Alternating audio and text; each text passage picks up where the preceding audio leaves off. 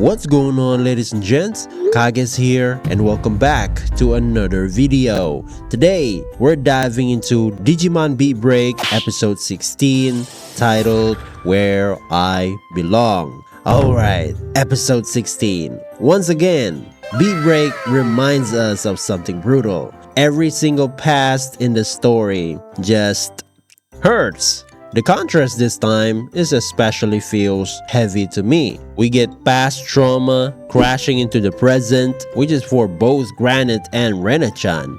Granite, whose home collapsed the moment Digimon were born, and Rena-chan, someone who, despite losing everything, still chose to build a home. Two people shaped by loss, but walking in completely different directions. And things like these usually is all about belonging, purpose, and whether a person gets to decide where their story is supposed to end. I know, it's a terrifying idea, deciding where you're willing to die.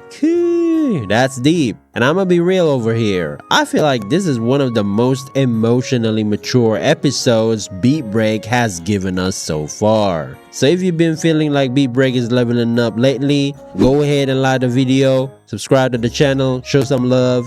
Yeah, let's break this one down, boys. So the episode began with a fight and a bang. A safe deposit robbery supported by Moosmon. And then, of course, Granite and Ludomon shows up. And man, these guys always barge in like they're trying to steal MVP points every single time. Even Rena like, you guys again? But then something important happens. Moosmon breaks the mirror world.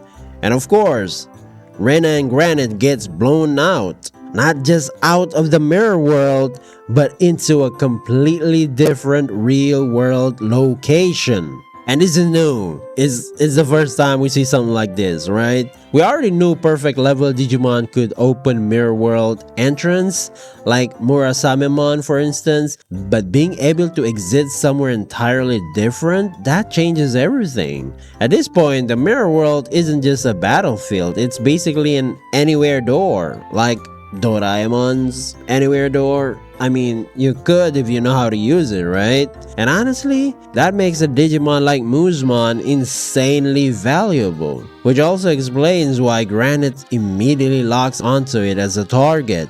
The place Rena and Granite land looks like a snowy mountains, probably somewhere outside Japan. And then Granite drops that line, "This might be a good place to die." And man, that's not edgy or trying to be cool. That's just a look of someone exhausted.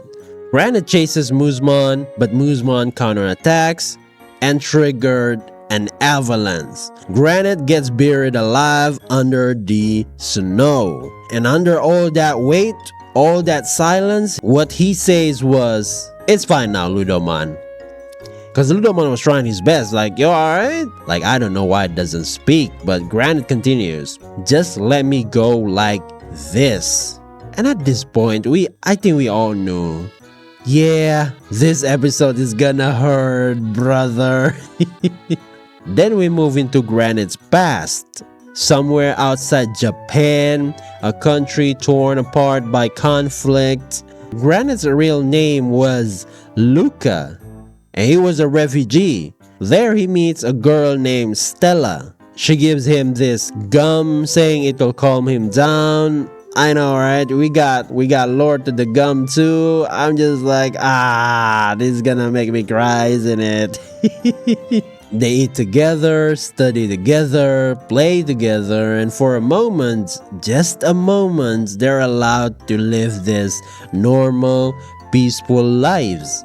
But then the bombings reach the refugee camp. While running away together, a missile comes flying in, and Luca lets go of Stella's hand.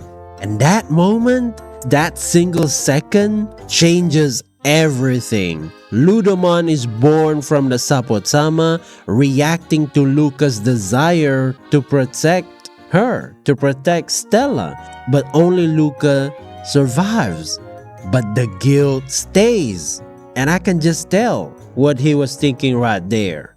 If I hadn't let go of her hand, maybe Stella would have been saved. And honestly, that explains everything about Granite. Why he's reckless, why he throws himself into danger, why he talks about dying so casually, and even his name, calling himself Granite, not Luca. I actually do talk about this in my previous video about Team 7 name comes after a gemstone. I'll put a card at the right corner of the screen. And Granite isn't a person, obviously, it's a material, but it got this cold, heavy, unmoving, something that endures pressure without breaking or feeling. So by calling himself Granite, Luca is trying to turn himself into something that doesn't hurt anymore. Something that can take blows, carry weight, and stand there silently.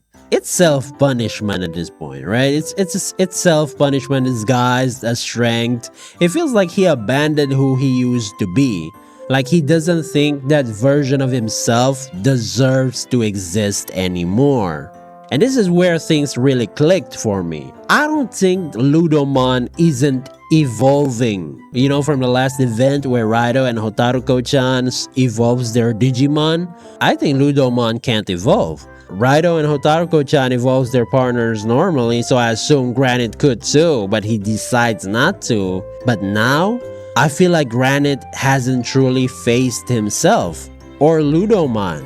Ludomon is a shield type Digimon meant to protect, and Granite, he's actively searching for a place to die. That contradiction is powerful. Ludomon has always protected him, even when Granite doesn't value his own life. And maybe evolution won't come until Granite stops trying to disappear. Like go back to being Luca. I don't know, man. Now let's talk about Rena-chan over here. We also got a little bit of her past going on. She lost her parents at 8 years old, no one took her in, and she ended up in an institution. Soon after, Pristimon was born. After learning about cleaners' work, she moved from team to team, searching for a place where she mattered. And like Kyo said earlier in the series, the reason Rena rushes to the front lines, the reason she's obsessed with bounties, it's because she wants to feel useful. Rena searches for a place to belong. Granite searches for a place to die.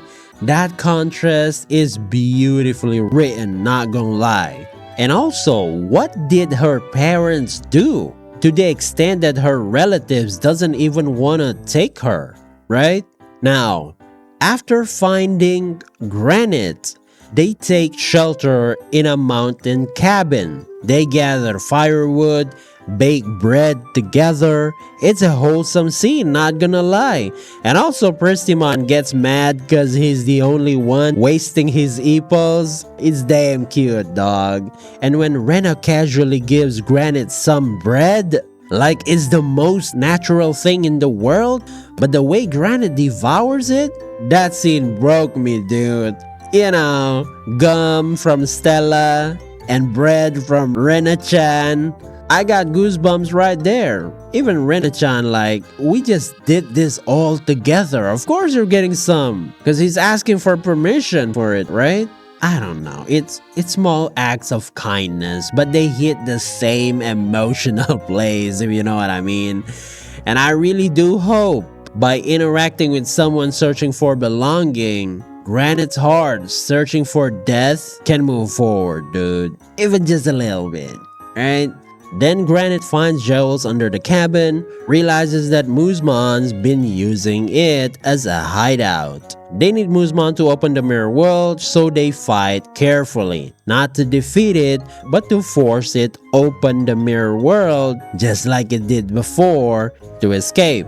And honestly, seeing Rena and Granite coordinate so smoothly was so clean, dude.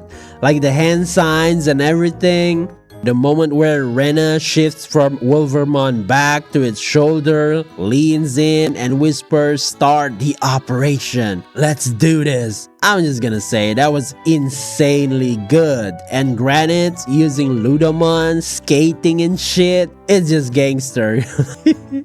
I was screaming like, what? And it just shows how confident these guys with their Digimons. The animation staff knew what they were doing here, and moments like these make me trust them even more. Wolvermon keeps punching the shit out of Moosmon. I like that. And on the perfect timing, Ludamon deflects Moosmon attack. Moosmon panics and opens the mirror world, and they finally escape. Barely. If this plan failed, they would have died. Not gonna lie. And after losing its E-Pulse, Moosmon hears Rena-chan say, "I'll make a world where you have a place." And it releases the Sapotama, reverting to baby stage. Guys, I'm so proud of Rena-chan. And the episode ends warmly. And this is where I feel like the title of the episode hits really hard. It's literally talking about Rena and Granite, those two guys who had no place to belong. It's striking how, like Rena, who has now found a family, on the other side, Granite, who isn't seen as a comrade by his teammates and seeks a place to die on missions. Yeah. But there's still this tension between Rena and Granite. I think Granite will get influenced by her 100%, find his own place in Glowing Dawn, I hope, right? I don't know. And I think I understand that posture more now. It's how the Glowing Dawn gives this change to the tactics, right? If Rena can make Granite believe the world is still worth standing in, then Glowing Dawn absolutely has the potential to redefine what Tactics fights for. And I'm gonna be honest, my first impression of the Tactics member wasn't that great. But after this episode, I feel like I'm going to end up liking everyone, not gonna lie. And next episode, Antipathy. Looks like it'll focus on Hotaruko-chan and maybe dig deeper into Makoto's past. And I'm genuinely excited. What do you guys think about this episode? And if you guys enjoyed the video, don't forget to hit that like button and subscribe to the channel. I would really appreciate that. Thanks for watching. Good as always, this is Kage signing off. Stay sharp and I'll catch you on to the next one. Peace.